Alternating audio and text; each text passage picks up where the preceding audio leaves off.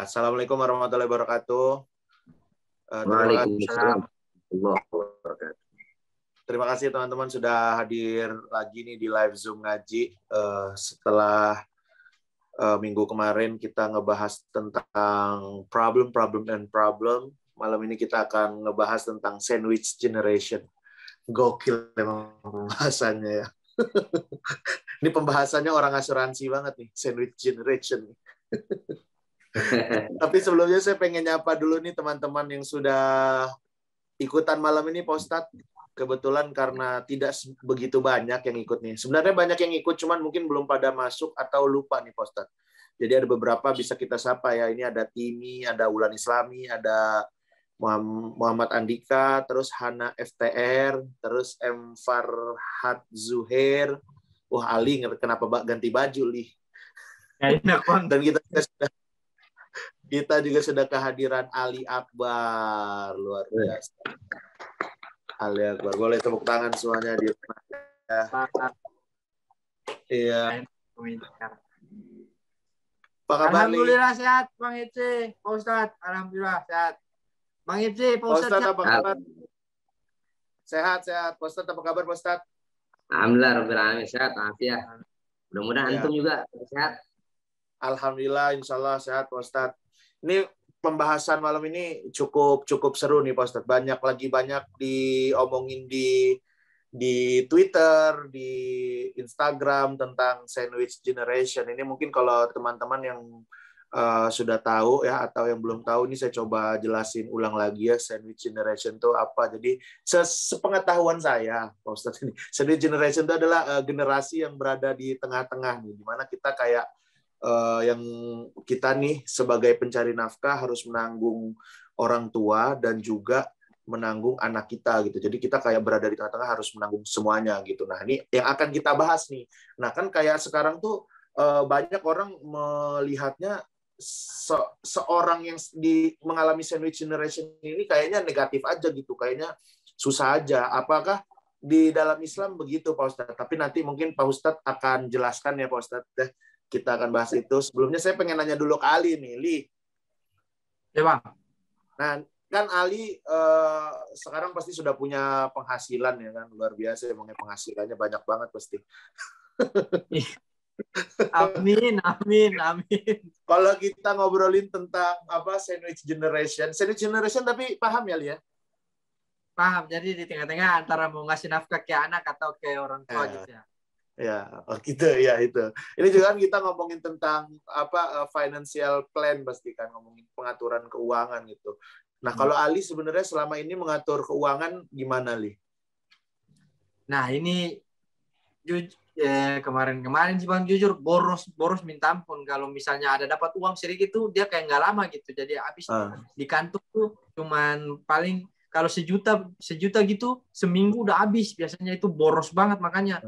Tapi ini karena ada target juga tuh Bang, jadi udah mulai kayak tabung-tabung begitu, jadi sudah mulai irit-irit nih, hemat-hemat nih, jadi disimpan, betul di tabungan ada gitu. Sekarang baru mulai nih Bang. Kebetulan Ali ini mau menikah, biasanya gitu tuh, pas baru mau nikah baru nabung tuh. Amin. Dulu mah kita nggak mikirin apa itu tabungan. Dapat duit belanjain langsung. Beli sepatu semua di rumah. Tapi sekarang udah mulai mikir berarti ya, Lia. Nah, bahkan aku dulu kalau aku ya, Lia, itu sebelum tahu calonnya siapa, itu aku udah nabung, udah niatin buat nikah tuh tabungan tuh. Oh. Nah, kalau sekarang ini berarti udah mulai ditabung atau ada gimana selain menabung, apalagi yang dilakukan buat ngatur keuangan, Li? Ditabung terus pengeluaran betul-betul di press, Bang. Oh. Karena kayak makan aku sehari kayak target betul-betul satu kali makan 10.000 aja udah. Oh, ya Allah, padahal di Jakarta loh. Susah banget tuh. Bang, tapi alhamdulillah dapat. Oh iya, makan apa di Jakarta 10.000? Ada nasi bayam sama telur sama gorengan satu. Alhamdulillah. Tiap hari itu ya? Tiap hari gitu. Jadi 1 hari 30.000. Iya, pantas mukamu agak lemes kayaknya itu. Sekarang kita ke Pak Ustadz nih. Kan tadi Ali udah ngebahas sedikit ya Pak Ustadz tentang gimana Ali ngatur keuangannya. Penting banget kan soal itu. Nah, Pak Ustadz kalau misalnya dalam Islam kan pasti untuk mengatur keuangan juga itu diatur kan Pak Ustadz. Kita bisa ngelihat contohnya dari Rasulullah. Itu gimana sih Pak Ustadz sebaiknya kita mengatur keuangan kita Pak Ustadz? Silakan boleh dibuka juga Pak Ustadz. Mungkin Pak Ustadz. Baik, bismillahirrahmanirrahim. Assalamualaikum warahmatullahi wabarakatuh. Waalaikumsalam. Alhamdulillah rabbil alamin wassalatu wassalamu ala asyrafil mursalin. Alhamdulillah walhamdulillahilladzi hadana li hadza wa ma kunna linahtadiya lawla an hadana. Asyhadu an la ilaha illallah wa la syarika lahu wa asyhadu anna Muhammadan abduhu wa rasuluhu wa sallallahu alaihi wasallam. Wa barik ala sayyidina Muhammad wa ala sayyidina Muhammad. قال الله تعالى في القرآن الكريم أعوذ بالله من الشيطان الرجيم وليخشى الذين تركوا من خلفهم ذرية ضعافا خافوا عليهم فليتقوا الله وليقولوا قولا سديدا. Ini yang saya hormati, saya muliakan ini abang-abang kita, ada Bang Hifzi Khair, ada Bang Ali Akbar. Amin. Namanya cakep-cakep banget ini namanya. Hifzi Khair, penjaga kebaikan. Ali Akbar, tinggi besar. Ali tinggi. Akbar besar, tapi orangnya kagak tinggi kagak besar orangnya, ternyata kecil. Kayaknya cocokan saya itu namanya Pak Ustadz. Ali Akbar artinya kan tinggi besar, Ali tinggi, Akbar sangat besar. Amin ya Allah. Mudah-mudahan tinggi derajatnya, besar rezekinya. Amin. Ya, mudah-mudahan semuanya, semua Bang Hifzi juga penjaga kebaikan, mengajak kita semua tetap dalam track kebaikan, menjaga kebaikan kita. Saya pengen menjaga diri saya Pak Ustadz, makanya bikin-bikin ginian. Menjaga diri sebenarnya. Ya orang-orang yang pengen ikutan ayo silakan gitu. Nah, alhamdulillah malam ini kita bisa berkumpul, bermuajah, bertatap muka di media ini. Mudah-mudahan kita yang berkumpul di media ini dimuliakan Allah Subhanahu wa taala. Salawat dan salam tak lupa kita sampaikan juga kepada baginda besar Muhammad SAW. Ini saya kemarin dikasih tema Bang Hifzi ini sandwich generation. Saya bingung sandwich generation. Ternyata sandwich generation itu sandwich itu kan seperti burger ya. Sandwich itu burger kan. Betul. Ada roti atas bawah, tengahnya ada daging, ada saladnya. Kita ini posisi yang di daging dan di salad yang ditutup dengan 2 roti atas bawah. Yeah. Makanya kita kejepit 2 roti itu atas bawah. Di atas kita harus memenuhi kewajiban kita untuk menafkahi orang tua kita yang hidupnya di bawah kita. Nah, di bawah juga kita harus menafkahi anak-anak kita atau orang-orang sekitar kita yang memang hidupnya di bawah kita juga. Karena posisi orang tua di atas dan anak di bawah. Kita berada di tengah-tengah. Nah, saya ingin memulai satu ayat dalam Al-Quran. A'udzubillahi minasyaitonirrajim. Surah An-Nisa ayat 9. Wal yakhshal ladina law taraku min khalfihim dzurriyyatan dhi'afa khafu 'alaihim falyattaqullaha wal yaqulu qawlan sadida. Saya yakin teman-teman ngaji nih jarang dengar ayat ini sebenarnya. Nah, kenapa ayat ini turun? Saya mau cerita dulu sedikit. Jadi Nabi itu punya sahabat namanya Sa'ad bin Abi Waqqas. Ya, jadi kadang ada orang itu dia jalan-jalan ke negeri Cina. Mereka mengatakan bahwa ada makom Sa'ad bin Abi Waqqas di Cina. Maka dari itu orang banyak menziarah ke sana. Katanya makam Sa'ad bin Abi Waqqas. Nggak tahu di daerah mana, pokoknya di negara Cina ya, Tiongkok. Nah, saya sampaikan bahwa Sa'ad bin Abi Waqqas dia tidak wafat di Cina. Kemungkinan dia dulu pernah datang ke Cina dan tempat itu dijadikan monumen. Dia pernah datang ke situ. Orang bilang itu namanya petilasan kalau orang-orang sini nyebut. Mungkin dia pernah datang ke tempat itu. Kenapa saya katakan dia tidak wafat di Cina? Karena ayat ini menunjukkan ketika Sa'ad bin Abi Waqqas sedang sekarat. Ini posisi dia sedang sekarat nih dalam ayat ini. Itu berada di Madinah. Bayangin, masa sekarat ini Madinah, wafatnya di Cina. Kan jauh banget kan. Belum ada pesawat lagi ya Pak Ustadz. Nah, iya. Gitu. Belum ada Garuda. Jadi Sa'ad bin Abi Waqqas ini sahabat Nabi, ini orang kaya Bang Hifzi, Bang Ali, orang kaya banget orang. Dan dia kaya, selain kaya dia cuma punya anak 1 perempuan. kaya, dia punya anak cuma satu perempuan. Bayangin itu. Anak satu-satunya perempuan, dia pemegang semua harta warisannya itu sendiri. Nah, ketika dia sedang sekarat, dia berwasiat kepada seorang sahabat, sampaikan kepada Rasulullah bahwa sepertiga harta saya berikan ke anak saya, 2/3-nya saya berikan untuk agama Islam, untuk agama ini. Nah, wasiat itu disampaikan oleh sahabat kepada Rasul. Ya Rasul, Sa'ad bin Abi Waqqas sedang sekarat. Dia berwasiat bahwa 2/3 hartanya untuk agama, sepertiganya untuk anaknya yang perempuan satu orang. Kata Rasul, itu kebanyakan. Itu kebanyakan. Nah, ini sahabat yang dapat wasiat, dia balik lagi. Dia bilang sama Sa'ad bin Abi Waqqas, kata Rasul kebanyakan 2/3. Gitu. Ya udah, dibagi 2. 50-50, 50% buat anaknya, 50% buat agama ini. Balik lagi nih sahabat yang dapat wasiat ke Rasul. Ya Rasul, kata Sa'ad bin Abi Waqqas 50-50. Kata Rasul apa? Nah, itu masih kebanyakan juga. Tuh, itu masih kebanyakan juga. Nah, kemudian balik lagi nih. Akhirnya yang mati bukan Sa'ad bin Abi Waqqas, sahabat ini benar-benar dia mati. Capean. Belum ada Grab lagi Mas ya? Punchline. Enggak. Ini belum kelar nih, belum kelar. Belum kelar ceritanya, jangan dipotong nih, itu dipotong-potong. Enggak, ini tersangkanya gue ini lagi apa? Itu sahabatnya nggak mati, sahabatnya nggak mati. Dia balik lagi, disampaikan kepada Sa'ad bin Abi Waqqas.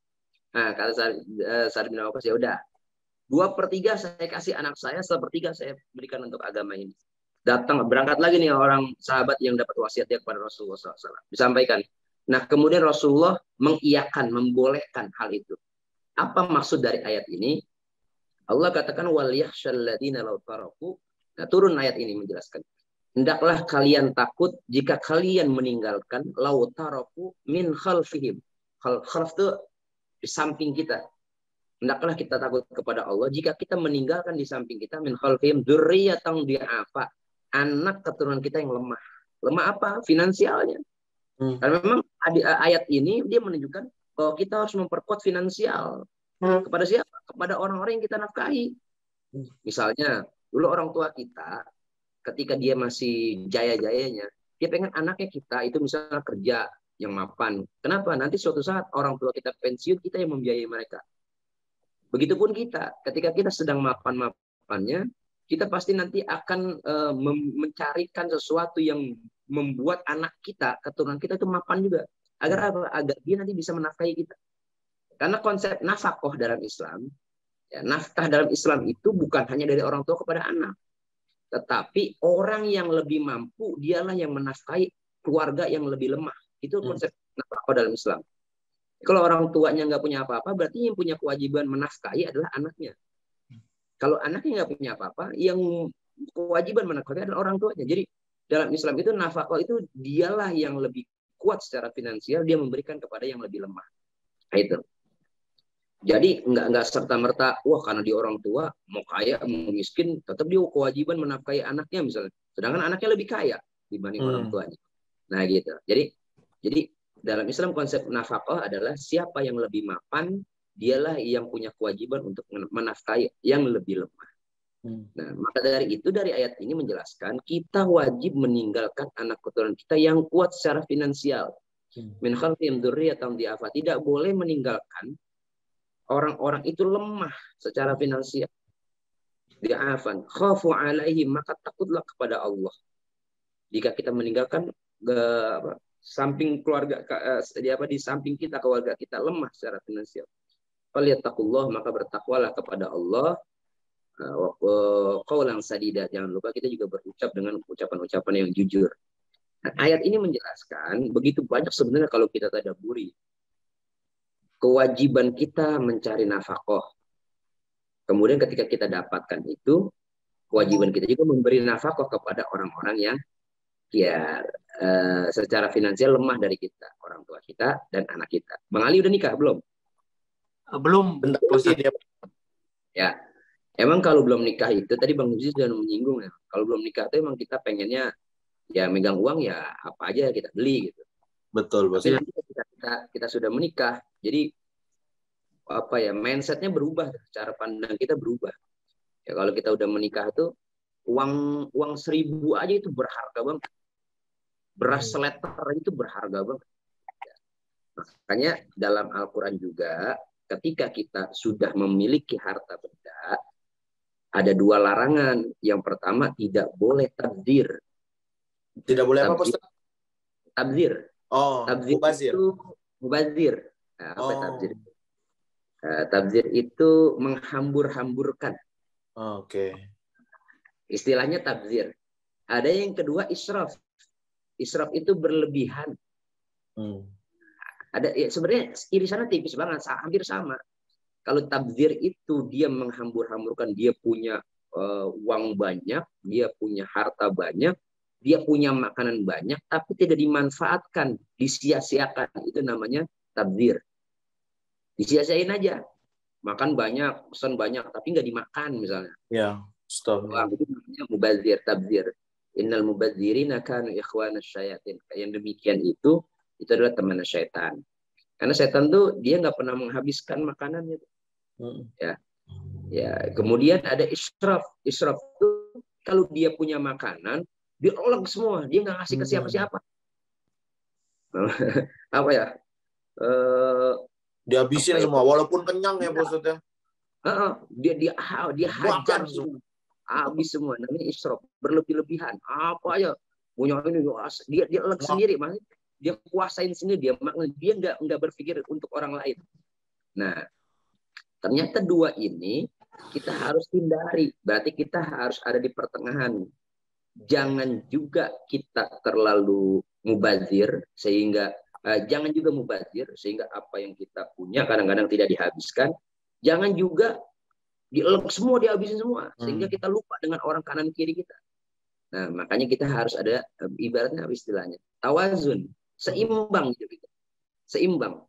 Kalau punya harta jangan sampai ini mubazir kita kasih ke orang.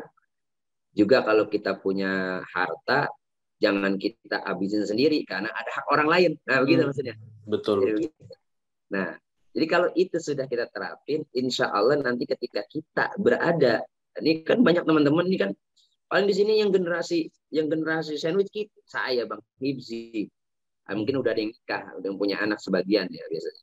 Kalau yang belum merasakan itu, ya belum pernah merasain kan di dapur nggak ada beras, belum pernah ngerasain di dapur nggak ada ini, belum pernah ngerasain apa aja dijual buat bayar listrik, buat bayar macam-macam. Ya, alhamdulillah saya udah ngerasain semua.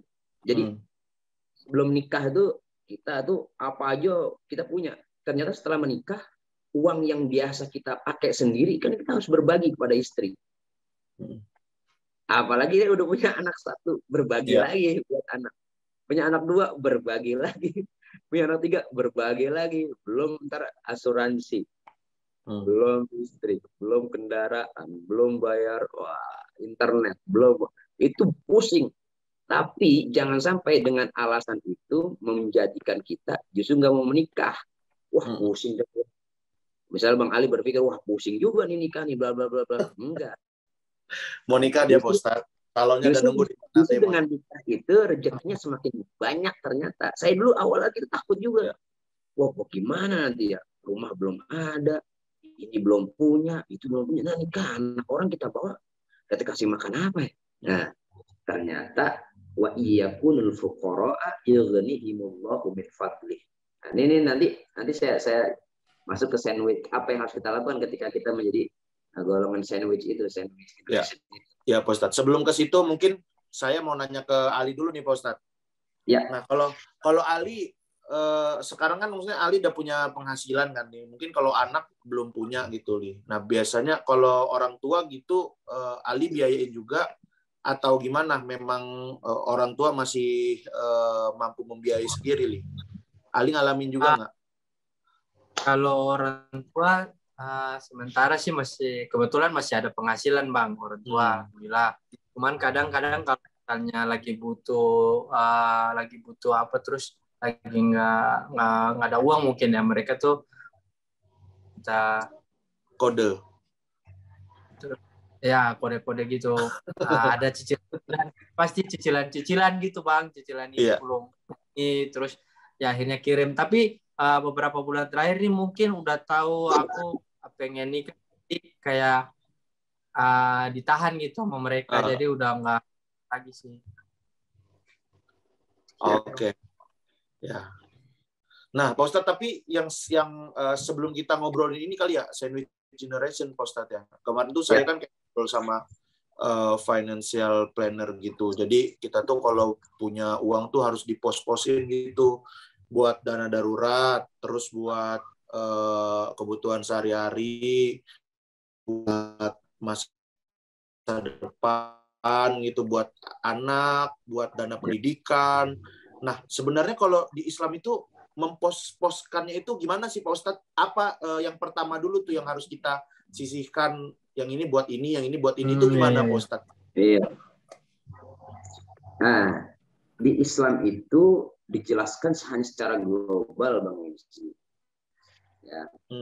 Ya, di Islam itu hanya dijelaskan secara global, wa kulu washrobu wala tusrifu.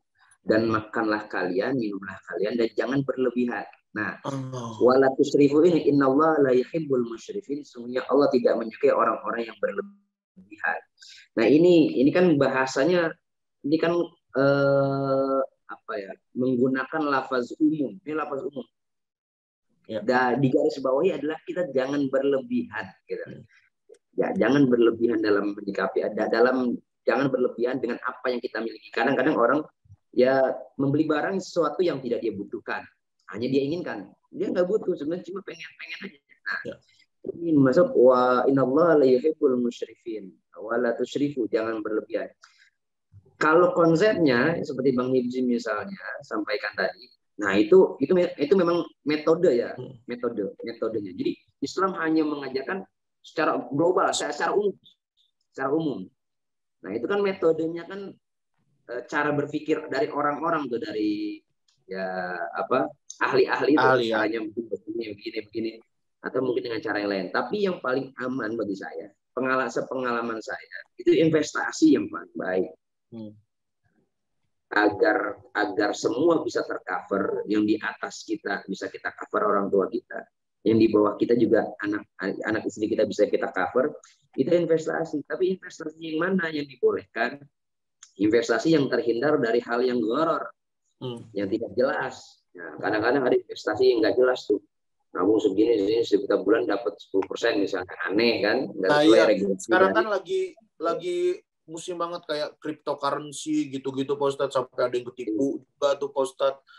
Nah, iya. Itu berarti nggak boleh lo kalau goror-goror gitu Pak Ustadz. Ya, goror lagi. Enggak, Bang.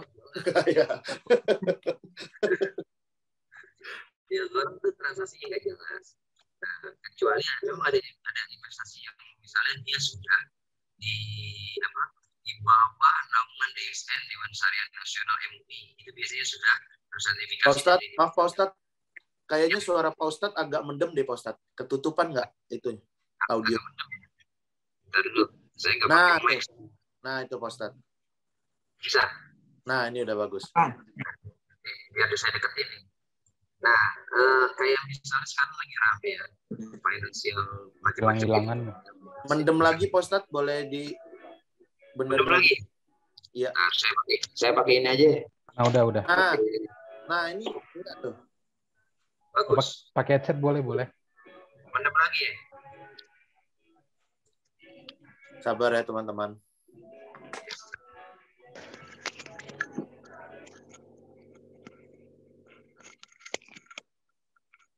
Udah. Nah, itu bagus tuh Pak Ustadz. Kedengeran nggak? Nah, ini bagus Pak Ustadz. Kedengeran Bang? Wah, bagus Pak Ustadz, ini mantap. Ini pakai ini nih. Pakai ginian. Nah, enak. Bagus. Ngapa nggak dari tadi ya? Gue dalam ruangan soalnya. Dikiranya kedengeran aja. Kita lanjut ya. Lanjut Pak Ustadz. Oke, maaf nih. Nah, jadi sekarang itu kan banyak banget ya, ada aplikasi untuk investasi. Ya, itu memang harus dicek dulu bagaimana secara syariahnya. Karena memang bisa jadi itu untung, tapi belum tentu dia halal. Ya, karena uang yang kita ambil dari hasil investasi itu, jika dia akarnya salah, dia haram, maka berpengaruh pada kehidupan kita. Dulu ada seorang yang lewat di gurun pasir, dia meminta kepada Allah, dalam satu hadis dia minta kepada Allah Subhanahu wa taala, ya Allah, beri saya harta, berikan saya semuanya. Tapi mengatakan, bagaimana Allah memberikan kamu rizki? Wa masyarabuhu haram. Nah, bagaimana Allah memberikan dia rizki? Wa masyarabuhu haram, yang dia minum haram. Ya. Wa mat'amu haram, yang dimakan haram. Wal malbasuhu haram, yang dia pakai juga haram. Bagaimana Allah memberikan rizki kepada dia kalau seandainya yang semua dalam dirinya itu adalah semua haram. Nah, itu penting banget tuh. Nah, makanya kalau bagi saya investasi yang paling aman ya, itu bikin kontrakan atau bikin kos-kosan. Orang Betawi bikin kos-kosan aja, kontrakan. Ya, artinya apapun investasi, kalau seandainya dia secara hukum tidak disalahkan, maka dia menjadi halal. Tapi kalau ada unsur gharar, satu yang dilarang unsur gharar, ketidakjelasan. Ya, ketika ada perjanjian, dalam perjanjian itu ada hal-hal yang tidak jelas, gharar itu biasanya ada unsur tadlis. Apa itu tadlis? Penipuan. Ada penipuan. Nah, itu. Ada unsur gharar, unsur tadlis. Nah, ya, kalau ada unsur itu, maka fasad perjanjiannya. Akarnya fasad, rusak ya. Bisa jadi hasil dari investasi itu menjadi haram. Nah, kita kembali lagi. Nah, itu sekedar ini aja. Iya, jadi ya jangan sembarangan juga ya Postetnya, jangan karena sekarang lagi ngetren saham semua langsung ikut beli saham, tapi harus melihat dulu ya Postetnya itu diperbolehkan atau tidak ya Postetnya. Itu kan itu bisa jadi money game kan? Money game kan. Betul. Ya, permainan uang aja diputar-putar. Ya, mana ada perusahaan yang dia buka aplikasi itu misalnya, buka sistem itu, dia nggak mau nyari untung, dia pasti nyari untung juga. Yang kita tahu hanya kan di media sosial yang untung. Wah, saya untung nih. Ini investasi macam-macam. Kan kita nggak tahu begitu banyak juga orang yang nggak untung, yang buntung misalnya. Nah, jadi memang harus benar-benar detail. Jangan ikut ini ke sana ke sini. Dan teman-teman yang belum menikah ini banyak, mesti tanya juga memang kepada senior-senior yang sudah menjalani kehidupan inilah gitu. Saya sering curhat juga. Kadang-kadang kita pakai hawa nafsu, banyak kan itu. Kadang-kadang kita, nah itu makanya. Kadang-kadang kita pakai hawa nafsu menjalankan apa? Saya pengen ini, pengen ini. Iya. Tapi kadang-kadang memang kita membeli sesuatu yang kita hanya inginkan, bukan sesuatu yang kita butuhkan. Ya. Nah, hawa nafsu itulah berujung pada akhirnya adalah nadamah, kekecewaan. Ya, ngapain gue beli ini? Ngapain gue ini? Kalau tahu, nah akhirnya karena dia tidak bertanya kepada ahlinya, kepada seniornya, kepada orang yang sudah menjalankan. Kadang-kadang orang tua juga Bang Hifzi, itu lebih tahu daripada kita. Kadang-kadang orang tua sudah wanti-wanti, jangan ini, jangan itu, bla bla bla macam-macam. Kadang-kadang kita nyanyi sendiri nggak mau dengar. Ngeyel ya maksudnya. Ngeyel. Nah, itu pasti itu. Nah, bagaimana posisi kita sebagai sandwich generation nanti kalau seandainya sudah menikah, kita harus membiayai orang tua kita. Ya, kita harus membiayai di bawah kita. Ya, kalau seandainya, nah tapi ada juga yang modelnya dia sandwich generation. Kalau kita misalnya udah settle, kita udah mapan, itu enak. Ya. Yang bermasalah adalah generation yang belum mapan. Ya, sandwich generation belum mapan. Gajinya UMR. Kebutuhan dia untuk orang tua sangat tinggi. Juga buat belum kontrakan, belum macam-macam. Nah, itu permasalahan besar itu. Tapi janganlah takut. Nah, saya ungkapkan satu ayat. Wa laisa lil insani illa ma sa'a wa anna sa'ya yusra. Berusaha aja dulu. Kerja aja dulu. Bergerak aja dulu. Urusan nanti ya, kita ikhtiar aja dulu, usaha dulu, bergerak.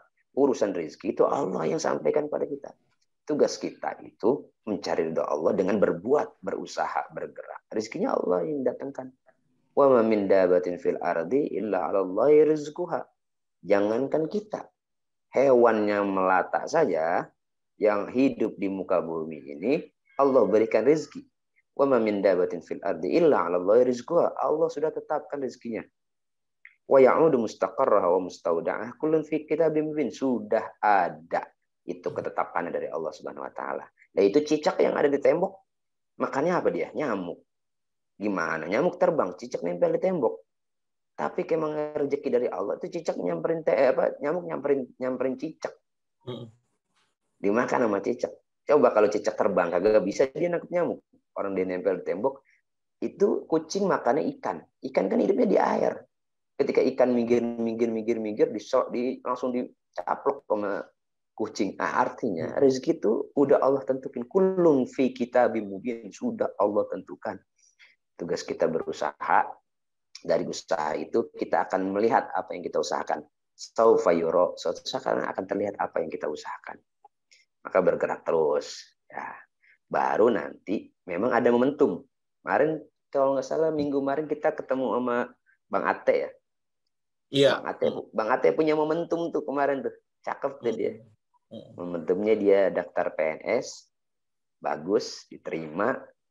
Itu dia lagi dapat momentum. Nah, lagi dapat momentum itu ambil tuh momentumnya. Jangan disia-siain, ambil. Nah, ya dari situ memang lagi rezekinya tuh. Karena memang seorang tuh kalau lagi dapat rezeki tuh biasanya hasil susah payah dia sebelumnya, hasil kerja payah dia. Kalau Allah balas. Tapi jangan putus asa. Ya, sebagai sandwich generation pasti ada rezeki yang kita dapetin. Nah, setuju Pak Ustadz. Gitu. Nah, tapi boleh nggak sih Pak Ustadz kita misalnya saya nih berpandangan kalau tadi kan Pak Ustadz bilang kita harus menafkahi yang lemah gitu. Kalau itu saya setuju banget karena itu memang yang diajarkan oleh Islam gitu. Tapi misalnya saya kan ngerasain gitu kan sebagai orang tua. Saya juga sebenarnya pengennya nanti saya tidak menyusahkan anak saya gitu Pak Ustadz. Nah, itu boleh nggak kalau kita berpandangan kayak gitu Pak Ustadz? Makanya saya pengen nanti anak saya punya ekonomi yang kuat. Ya kalaupun dia pengen ngasih saya ya udah kasih aja gitu. Tapi bukan karena sayanya lemah gitu Pak Ustadz. Kalau berpandangan seperti itu apakah boleh apakah tidak Pak Ustadz? Boleh. Justru itu malah diwajibkan dalam Islam. Kita suruh memperkuat anak keturunan kita. Kenapa? Karena mereka yang kuat secara finansial nanti kita ya makanya yang bagus banget tuh si Raffi Ahmad tuh. Dia anaknya udah pasti kuat tuh finansialnya. Rafathar. Ya, dia nggak kerja kayak nggak apa duitnya datang terus. Tidur-tiduran aja. Nah, iya, itu kan kerja keras orang tuanya untuk Raffi itu dia lagi menjalankan perintah Allah untuk memperkuat finansial anaknya. Jadi ketika dia wafat, anaknya udah kuat secara finansial. Itu boleh. Makanya di situ kan dikatakan wal yakhshal ladzina law taraku min khalfihim dzurriyyatan, jangan sampai dzurriyyatan di'afa, anak kita lemah secara finansial. Kenapa penting keturunan kita tuh punya ya. Kita tuh kenapa sih harus jadi orang punya gitu? Saya bilang ya sebenarnya kita harus jadi orang kaya sebenarnya gitu. Kenapa? Karena kalau kita jadi orang kaya, ya kita akan bisa berbuat baik lebih luas, lebih besar dibanding orang yang tidak kaya. Gitu. Ya, karena untuk bangun masjid itu harus orang kaya. Karena untuk membiayai pembangunan madrasah itu, pembangun apa untuk berzakat, untuk menolong itu harus orang kaya. Yang bikin jembatan yang mereka yang berdonasi itu orang-orang kaya. Nah, itu. Jadi orang kaya kenapa? Nabi itu orang kaya. Wa wajadaka dhalan fahada wa wajadaka ailan fa'aghna. Nabi itu awalnya nggak punya apa-apa. Fa'aghna, kemudian Allah berikan dia kekayaan. Maka kita mencontoh Rasulullah SAW. Rasulullah orang kaya. Rasulullah itu dari Bani Hashim. Bani Hashim itu orang kaya di Mekah.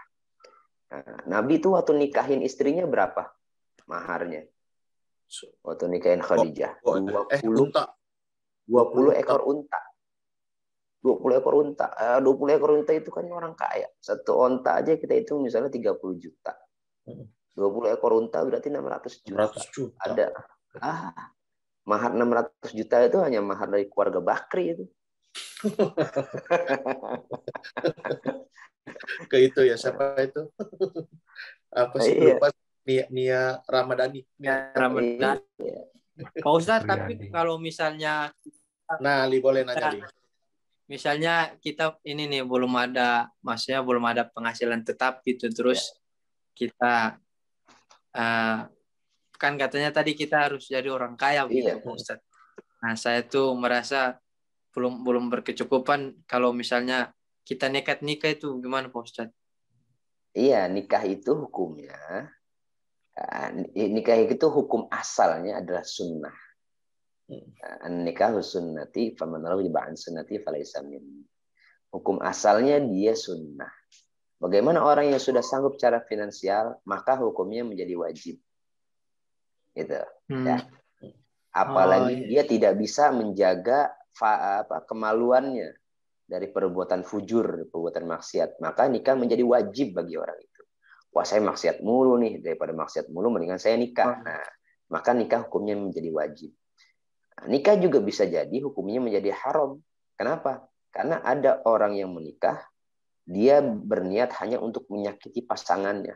Ntar kalau udah jadi bini gue, lu udah keikat nih, nggak bisa macem-macem lu, macem-macem gue tamparin misalnya, gue gebukin. Nah, itu menjadi haram pernikahannya.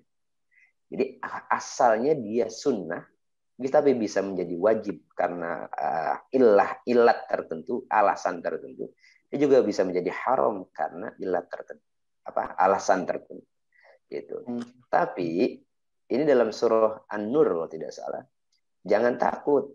Nah, iyakunul fuqara'a yughnihimullahu min fadlih.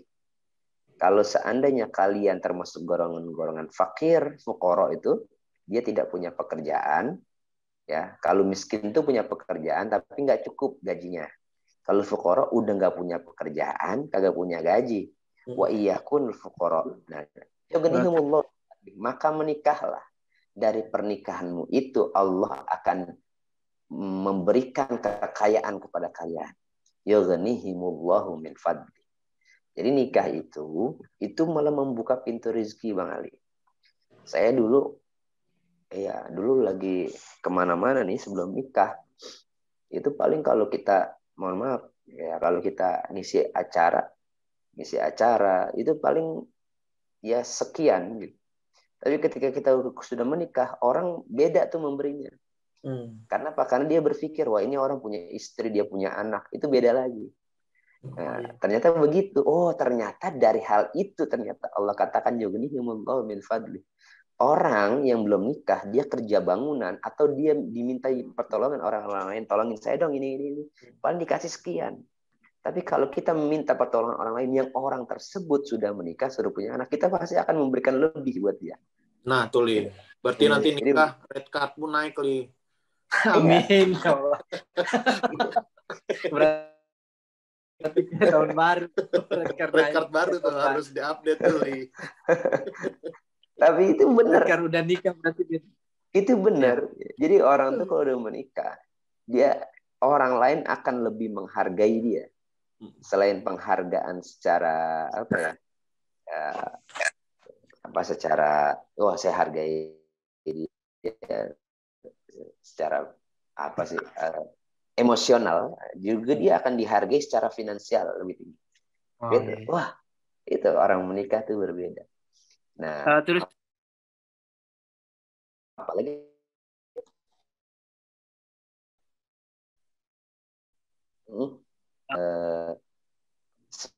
semakin tua semakin banyak ilmu yang kita punya, semakin banyak materi yang kita punya, semakin dewasa, ya itu udah semakin enak. Pasti kita dengar cerita-cerita senior kita lah, misalnya antum lah, misalnya pada di stand up comedy misalnya, itu kan yang senior pasti income lebih besar nih. Kenapa daripada kita? Ya karena dia udah mapan, dia sudah melewati titik terendahnya, materi yang dia punya sudah banyak, sudah belajar banyak dari segala prosesnya, dari setiap permasalahannya, itu dihargai oleh orang lain lebih tinggi. Gitu. Jadi menikah jangan sampai takut menikah, tapi memang harus sudah mapan, sudah settle. Walaupun tidak mapan secara finansial ya, tapi mapan secara mindset. Bisa jadi itu penting juga secara mindset, karena ada orang yang dewasa umur tua tapi nggak dewasa cara berpikirnya. Iya. Ada orang yang muda tapi dia dewasa cara berpikir. Nah itu beda lagi tuh. Iya. Nah, tapi jalanin aja. Kalau cuma dengar omongan saya mah, ntar mas kelewatan doang. Iya. Tapi kalau udah ngejalanin, Kalau Ali kita tahu udah sendiri. dewasa, Ini Pak Ustadz, saya tuh mau nanya, ini salah nggak? Kemarin saya kan sementara makanya lagi nabung kan, maksudnya Bang Hipsi nabung nih, terus kayak ada teman yang pinjam uang gitu, nggak tahu dia katanya memang butuh, terus aku sebenarnya ada tapi aku bilang nggak ada gitu, itu sebenarnya aku salah nggak Bang? Nah ini jadi permasalahan juga nih Pak Ustadz, gimana kita Ya, mengelola menghutangkan orang Pak Ustadz? Ya Pak Ustadz. Kapan kita harus kasih, kapan kita enggak, dan gimana cara nolaknya, berarti gitu ya Lia? Ya kayak gitu. Biar nggak bohong, gimana tuh Pak Ustadz? Ya Pak Ustadz. Ya ini kan akhafud dararain. Ada 2 kedaruratan. Satu, kedaruratan teman kita yang sedang kena musibah, harus kita bantu. Yang kedua, kedaruratan kita juga butuh untuk tabungan pernikahan kita. Akhafud dararain. Kita mana yang lebih ringan kedaruratannya. Seandainya, wah kayaknya gue nabung masih bisa besok, gue harus butuh, temen deket banget ini lagi butuh banget, ya gue kasih gitu. Atau memang saya lagi butuh banget yang membuat nikah dan dia juga permasalahan nggak terlalu berat gitu misalnya, berarti mana yang lebih kita utamakan, prioritas mana yang lebih kita prioritaskan. Nah itu kita bisa memahami. Saya nggak tahu bagaimana kondisinya karena itu bukan menimpa diri saya. Pasti Bang Ali punya pandangan, kayaknya saya lebih mengutamakan untuk saya tabung uangnya dibanding saya meminjamkan kepada dia gitu misalnya. Iya kayak misalnya kemarin tuh kayak orang yang minjem nih kayak udah pernah ada track recordnya gitu Pak Ustadz. Jadi dia jangan. Kayak saya gitu. Saya katakan langsung jangan ya saya katakan. Pak Ustadz juga kayak pernah ngalamin nih. Iya, sering itu. Sering itu. Makanya gini, kalau jangan ya Pak Ustadz. saya ambil pertengahan. Kalau saya ambil pertengahan. Saya ambil pertengahan. Gimana? Pertengahannya gini. Mohon maaf saya tidak bisa meminjamkan Anda uang. Ya, karena saya lagi nggak pegang uang. Karena uangnya emang kita nggak pegang, uang kita simpan di bank kan. Kita nggak pegang. Satu itu. Yang kedua gini. Mohon maaf nih, kita tahu track record dia susah untuk membayar hutang. Jadi, bahkan tidak membayar. Jadi kalau daripada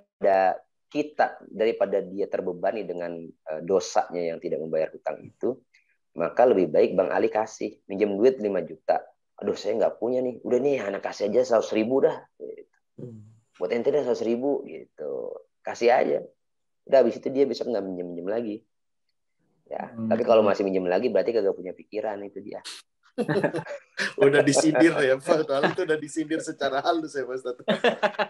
Tapi memang dalam agama itu diajarkan juga wa ta'awanu 'alal birri wat taqwa wa la ta'awanu 'alal itsmi wal 'udwan. Tolong menolonglah dalam kebaikan dan ketakwaan.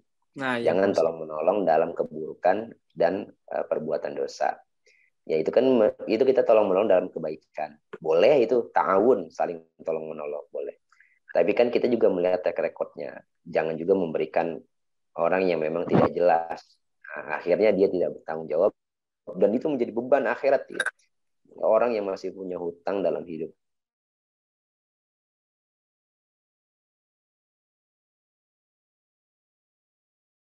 Ya, ketika di akhirat dia harus, kita yang punya utang, kita langsung beritahu keluarga kita. Saya punya utang di sini. Kita jangan sampai menggantung utang-utang kita sampai kita wafat. Nah, itu penting banget. Ya itu makanya tadi saya sampaikan Bang Ali bisa berijtihad sendiri dalam kasus tersebut mana yang harus diprioritaskan. Itu kan untuk meminimalisir dan akhafud dararain, itu 2 kedaruratan. Ambil yang paling ringan. Ambil yang paling ringan. Gimana nih? Kalau gua kasih dia agak mungkin bayar, ya kan? Dan gue juga lagi butuh nabung buat pernikahan, gitu kan, lagi Atau memang kita bisa beristiadat masih lama misalnya. Berarti tolongin aja dulu dia karena dia teman dekat dan track recordnya bagus, ya boleh diberikan. Artinya saya punya dua pilihan itu. Bang Ali sendiri yang akan beristihad, Oh ya iya sih. beristihad punya prinsip sendiri tuh. Karena Bang Ali sendiri yang bisa menilainya itu. Saya nggak tahu bagaimana orangnya. Saya kebutuhan uang saya buat nikah gimana, saya nggak tahu. Bang Ali sendiri. Seseorang bisa beristihad untuk dirinya sendiri dalam keadaan tertentu. Begitu. Yang paling kesel tuh udah kita kasih utang, taunya duitnya buat jalan-jalan, dianya nggak bayar-bayar utang, Pak Ustadz. Ada yang begitu. Healing ke Bali ada. Pilih. Tapi nggak bayar utang. Nah, Pak Ustadz, Ali ada yang mau ditanya lagi nggak sama Pak Ustadz? Nanti kalau nggak ada, kita buka ke teman-teman yang mau nanya. Kita buka sekitar 1 atau 2 pertanyaan lah. Ada mau ditanya lagi, Li? Udah mungkin, Bang. Aman. Ya, silakan nih buat teman-teman yang pengen nanya, boleh di chat atau mau dibuka kameranya juga boleh banget nih. Apa nih chatnya nih? Nah, silakan. Ada yang mau nanya nggak?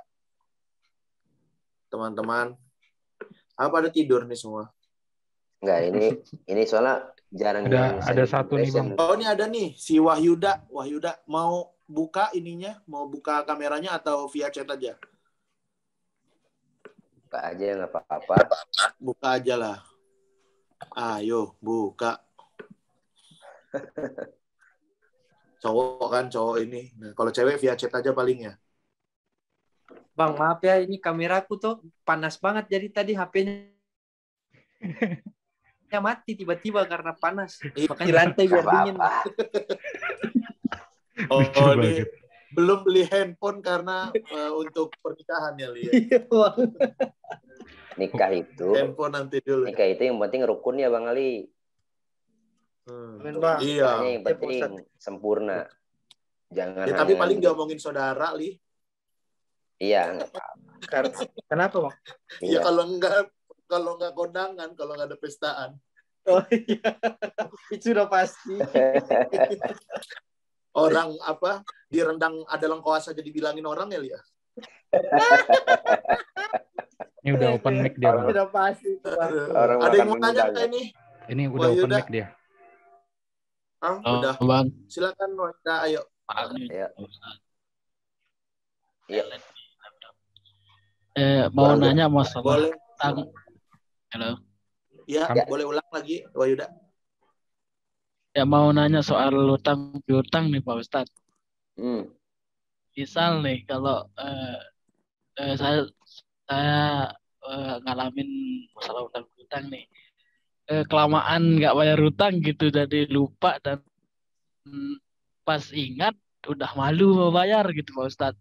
Boleh nggak kita?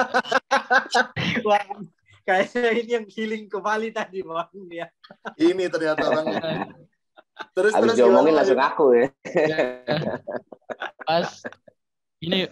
Pas mau bayar ya nggak enak gitu Pak Ustadz. Jadi kalau kita bayar diam-diam gitu, misalnya kalau ngasih tapi nggak bilang-bilang gitu kita mau bayar utang gitu Pak Ustadz, boleh nggak gitu? Iya. Atau silakan.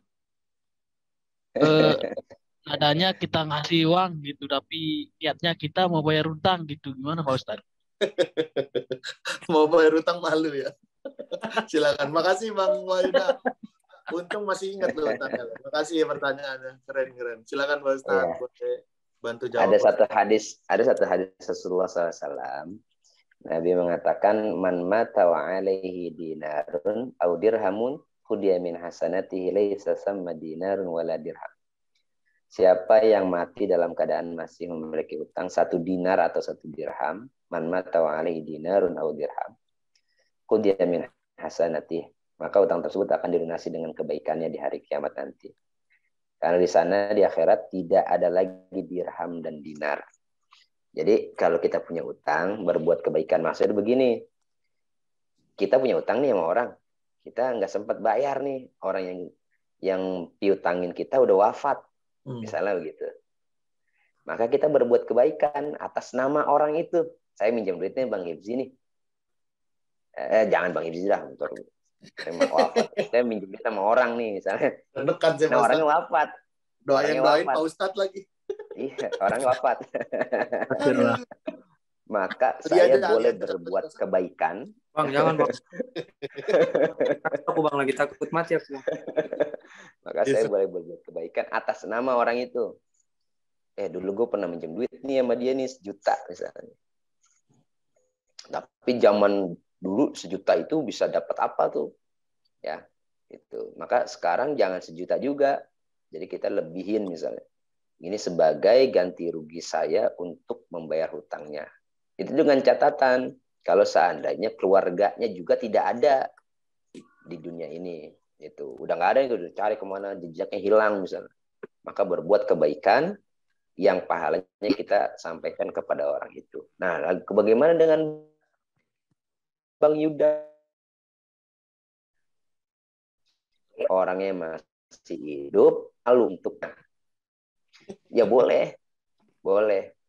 Kadang-kadang malah orang yang ngutangin dia lupa. Lah, emang gue pernah ngasih utang sama lu ya? Gitu, kadang-kadang gitu. Kadang-kadang lupa.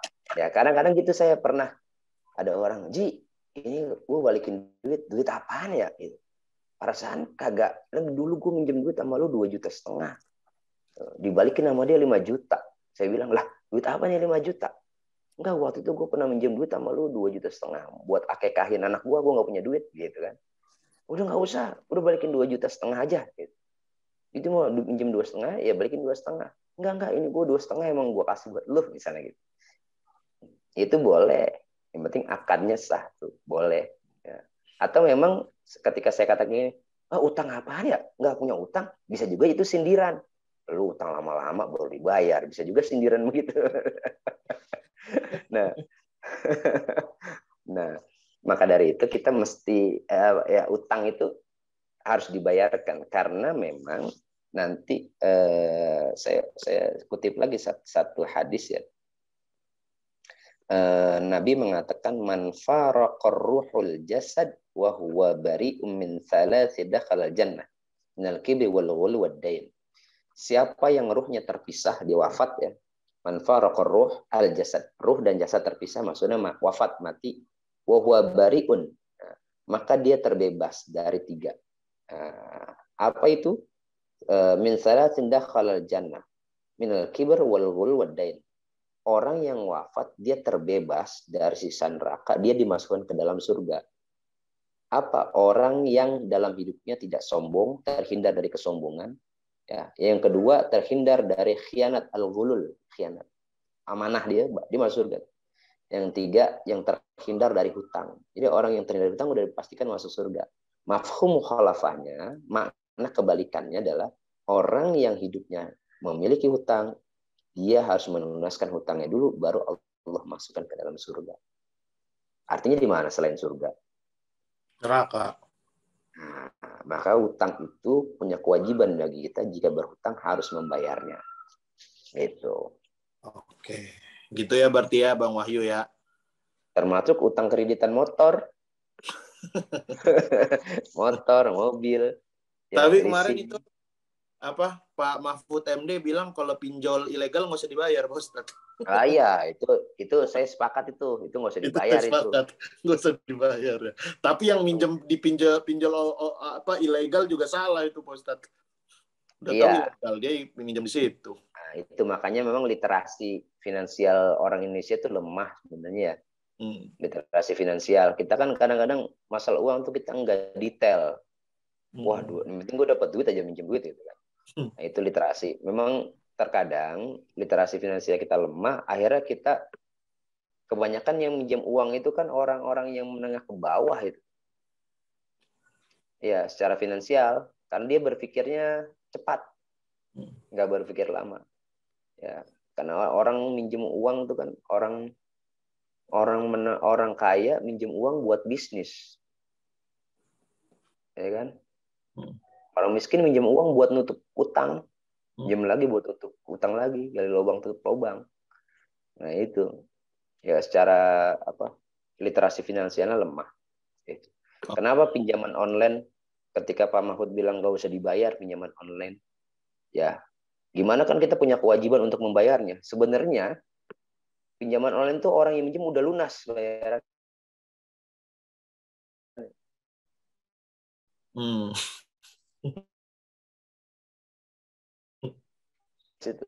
Cuma lunas. Ribanya 200%. Lebih. Juta, bayar 200 juta.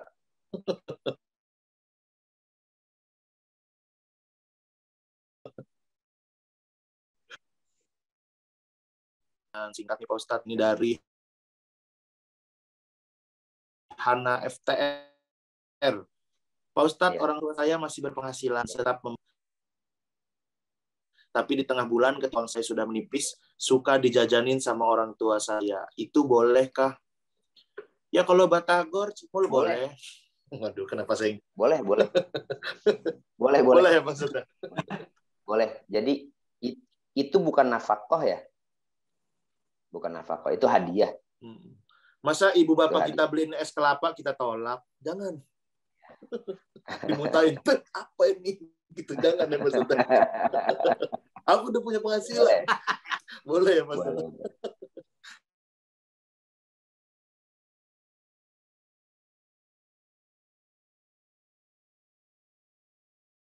Malah sombong. Jadi sebenarnya simpel aja ya Bang Hipsi ya. Bukan tuh harus begini karena tuh ini enggak. Ya. Saya tuh di sini hidupnya ini berkerumun nih saudara semua nih. Sama saya semua. Jadi kalau nggak ada cabai ya minta depan, minta samping. Nggak ada bawang ya minta samping. Kalau kita lagi ada bawang kita yang ngasih kita. Jadi ya itulah proses ta'awun di situ. Artinya saya di sini paling muda, ada yang rata-rata lebih tua yang lain.